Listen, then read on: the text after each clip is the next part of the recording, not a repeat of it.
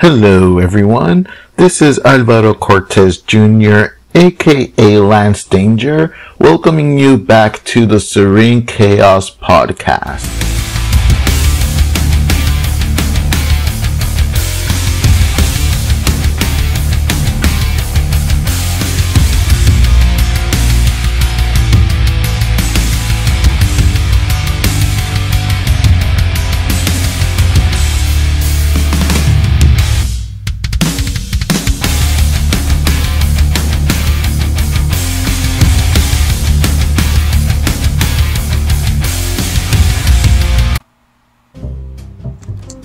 Welcome to another installment of the Serene Chaos podcast.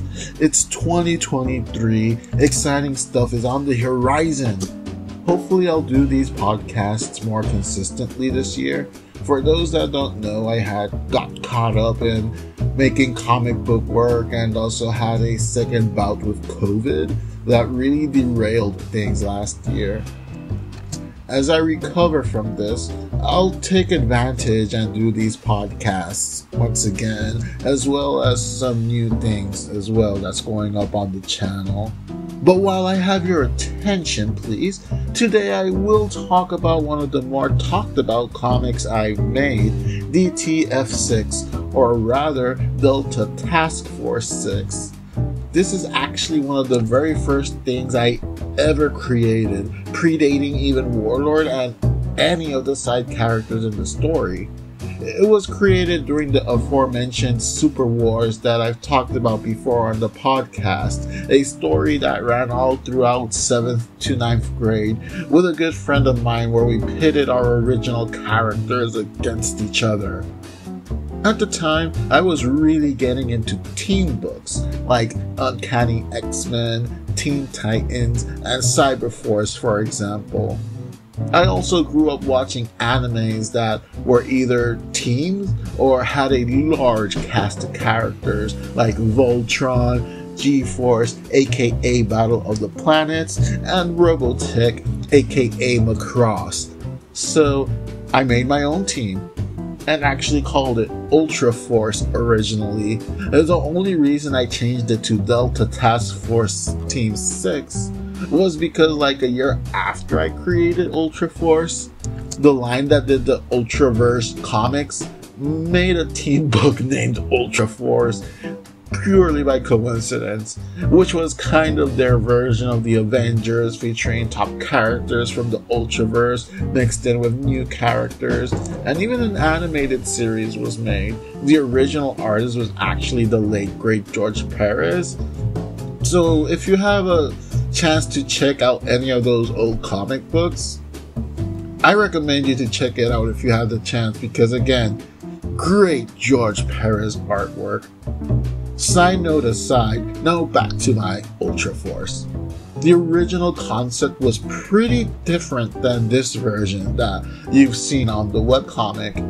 Most of the characters are the same, but the concept was originally an alien named Technoblast, who I make a small Easter egg of in Fred Peterson the Mighty Warlord webcomics, landed on Earth, and the gem that he would use for his powers shattered into 5 pieces, and 5 humans accidentally bonded with those shards, giving them superpowers. But once they were together, they could combine all their powers to awaken Technoblast. Though this would leave them temporarily powerless, Technoblast was one bad mother, one of the most powerful beings in the universe, so he really didn't need much backup. 3 of the original characters, or actually 4 of the original characters, made its way back into this current version of Delta Force. Nicholas Nick Mejillas, who was the main character. Yeah, it was pretty much 3 characters. Nicholas Nick Mejillas, who was the main character in the original, and he's more of a central character in a cast of characters in a more balanced story in this current version. In the new story, they really don't have code names or superhero names, is because instead of being just 5 strangers that meet due to circumstances, this story is more like a task force that's formed. So he no longer has his original code name, which is a name that I loved and I still love because it is so 90s. His code name was Narrow Edge. Yes, Narrow Edge. Why Narrow Edge? Because he was a character that walked the edge between being a good guy and an anti-hero, that all it needed was just one little push to push him off of that narrow edge. Oh yeah, I was deep when I was a teenager. And the second character was Marco Sejo. He was basically the second in command, whose code name was Slam Dunk, and he actually was dressed as a basketball player. Then there was Hidel Villanueva, whose code name I forgot, and unfortunately I don't have the original artwork or any of those old school notebooks that I had, but he was like something like Taino or something random like that. And I completely forgot the other two characters that comprised the original 5 characters of the team.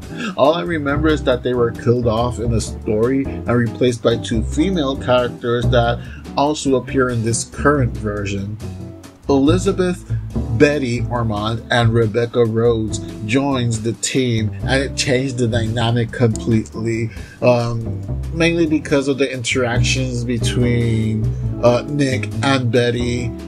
That added a whole new element to that story, and Rebecca also added a big element to it as well, because she was actually like an American character in this team of Puerto Rican characters. So it was a very great dynamic between all of these characters because they were all so different from each other, and the team had such great chemistry in my mind that, just like Warlord, I did an issue number 0 in a notebook of Ultra Force that kind of pieced their story together officially. And I actually eventually made 2 miniseries based on this team in notebooks as well.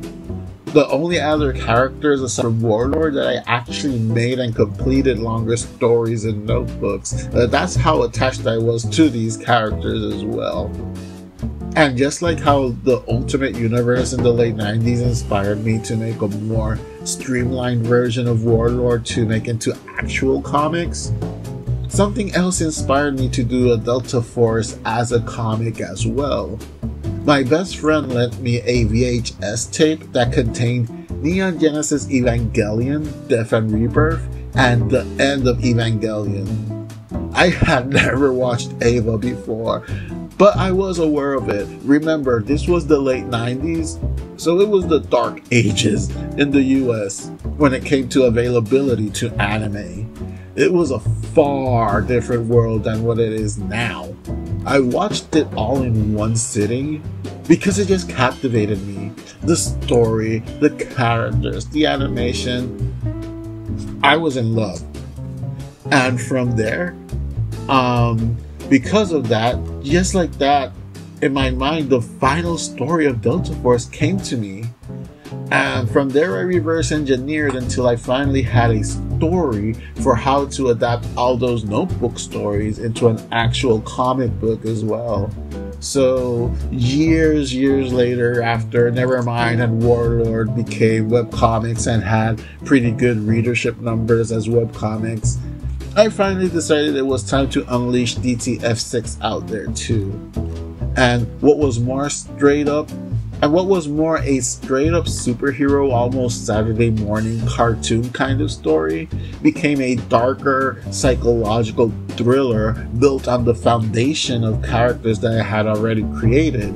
And Omar Santos, which is a character that hasn't appeared just yet in the story, but he was featured in the original promotional art for Delta Task Force 6 back then when I was promoting the premiere of the webcomic.